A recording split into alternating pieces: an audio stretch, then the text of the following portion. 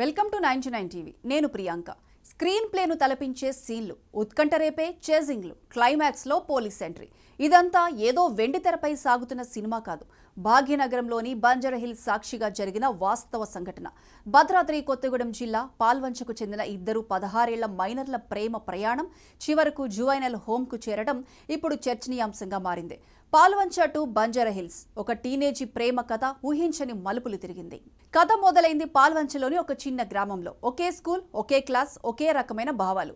10వ తరగతి వరకు ఇద్దరూ కలిసి చదువుకుంటూ స్నేహాన్ని ప్రేమగా మార్చుకున్నారు. అయితే ఈ టీనేజ్ బంధం గ్రామస్తుల నోళ్లలో నానుతూ మెల్లగా వారి ఇళ్లకు చేరింది.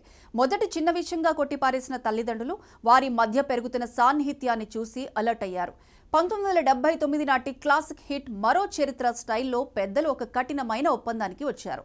మేజర్లు అయ్యే వరకు కలవకూడదు, మాట్లాడకూడదు. ఇది వారిపై విధించిన కఠిన ఆజ్ఞ.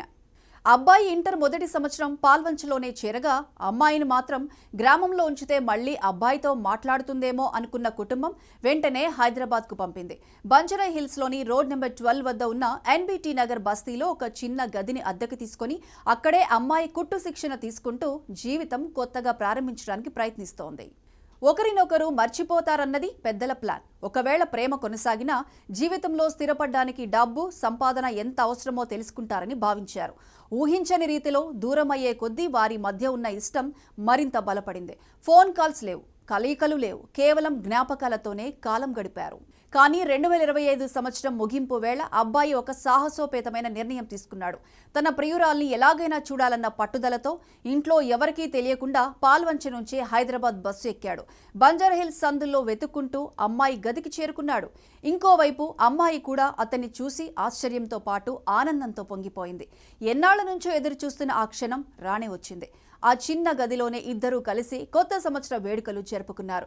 గతాన్ని తలుచుకుంటూ నవ్వుకున్నారు, కష్టాలను తలుచుకుంటూ కన్నీళ్లు పెట్టుకున్నారు. లోకంతో సంబంధం లేకుండా ఆ కొద్ది గంటలు ఒక మాయా ప్రపంచంలో గడిపారు. కానీ మరోవైపు పాల్వంచలో అలజడి మొదలైంది. అబ్బాయి కనిపించకపోవడం, ఫోన్ స్విచ్ ఆఫ్ ఉండటం గమనించారు. అనుమానం మొదలై వెంటనే వెతుకులాట మొదలుపెట్టారు. చివరకు సమాచారం సేకరించి అబ్బాయి హైదరాబాద్కు వెళ్లాడని గ్రహించిన తల్లిదండ్రులు వెంటనే నగరానికి చేరుకున్నారు. ఎన్బిటి నగర్లోని ఆ గది వద్దకు చేరుకున్నారు. గది తలుపులు తట్టగా లోపల ఉన్న సీన్ చూసి వారంతా షాక్ అయ్యారు. విడదీసిన ప్రేమ పక్షులు ఒకే గదిలో ప్రత్యక్షం కావడంతో కోపం కట్టలు తెంచుకుంది. తల్లిదండ్రులు ఆగ్రహంతో వెంటనే బంజారాహిల్స్ పోలీస్ స్టేషన్లో ఫిర్యాదు చేశారు. చట్టం తన పని తాను చేసుకుపోయింది. నిందితుడు మైనర్ కావడంతో పోలీసులు అతన్ని జువైనల్ హోమ్కు తరలించారు. అమ్మాయిని ఆమె కుటుంబ సభ్యులకు అప్పగించి కౌన్సిలింగ్ ఇచ్చారు. మరో చరిత్ర సినిమాలాగే సుఖాంతం కాకుండా చట్టపరమైన చిక్కులతో ఈ కథ ముగియడం పోలీసులను సైతం ఆశ్చర్యానికి గురిచేసింది. చిన్న వయసులోనే ప్రేమలో పడ్డ ఇద్దరిని తల్లిదండ్రులు విడగొట్టడం, మళ్లీ కలిసి కొత్త సంవత్సరాన్ని జరుపుకోవడం, పరిస్థితి పోలీసుల దాకా చేరడం. మొత్తం ఘటన గతంలో సూపర్ హిట్ మూవీ మరో చరిత్ర సినిమా కథని తలపించింది. ప్రస్తుతం బంజారాహిల్స్ పోలీసులు మొత్తం ఘటనపై దర్యాప్తు కొనసాగిస్తున్నారు. ఇద్దరి కుటుంబాల మధ్య కూడా చర్చలు జరుగుతున్నాయి. ఇద్దరు మైనర్లు కావడంతో బాలల హక్కులకు సంబంధించిన చట్టాల ప్రకారం అన్ని చర్యలు తీసుకుంటామని పోలీసులు స్పష్టం చేశారు.